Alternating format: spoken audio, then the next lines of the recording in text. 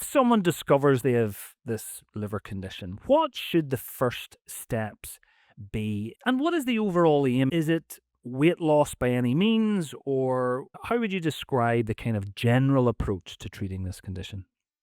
Yes. So weight loss is definitely the front line, the first thing that's recommended by clinicians. And some research has kind of defined percentages of body weight that should be lost to make clinical differences.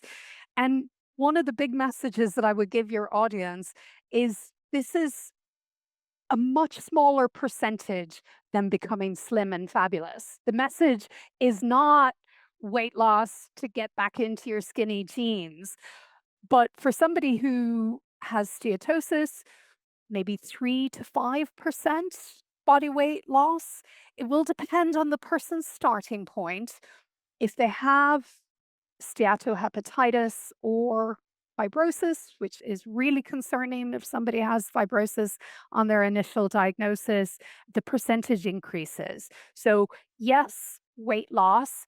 I'm a nutritional scientist, so I'm not going to say by any means possible, but we can talk about that maybe with your next question. And just to be clear, is it general weight loss? I presume you can't target organ fat specifically. Is it just you just need to lose weight? And as you lose weight from all parts of the body, ultimately it will also be lost from the organs. Is that fair? It is fair. However, we do have a handle, and I can't wait for you to ask me about it, about some nutrition-based approaches that appear to be quite beneficial for the liver. Will they be beneficial for the rest of the body? Yes, but I think it is weight loss by any means possible. Could be by exercise, could be by nutrition, a combination of the two, and we should talk about that. Seem to be particularly good for the liver. There are new weight loss drug medications out there, could be through those as well. But yeah, let's talk further about what I think we can do to really benefit the liver.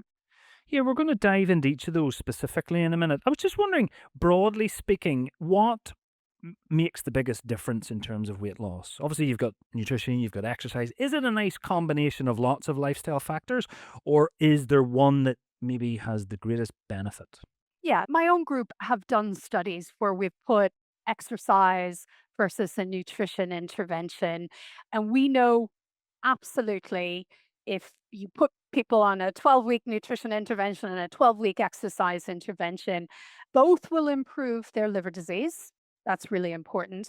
But the dietary group will lose more weight. So, in fact, something that can be quite frustrating for people when they start exercising, if their mission is weight loss, is that they might not lose as much weight as they'd like. But if you're measuring their waist circumference, they will lose centimeters from that make a big difference. So the consensus in the field is that a combination is ideal. And this is because exercise has metabolic advantages to the liver. So it's simplistic, but you can think about exercise as speeding up your metabolism, and it behaves differently from how a dietary intervention, let's say you eliminate sugar, or let's say you were drinking a little bit too much and you've eliminated alcohol. You will lose fat in your liver much more quickly through that, reducing energy in your diet, reducing how many calories you consume. You can lose more weight through nutrition, but we still advocate for the combination because you lose even more.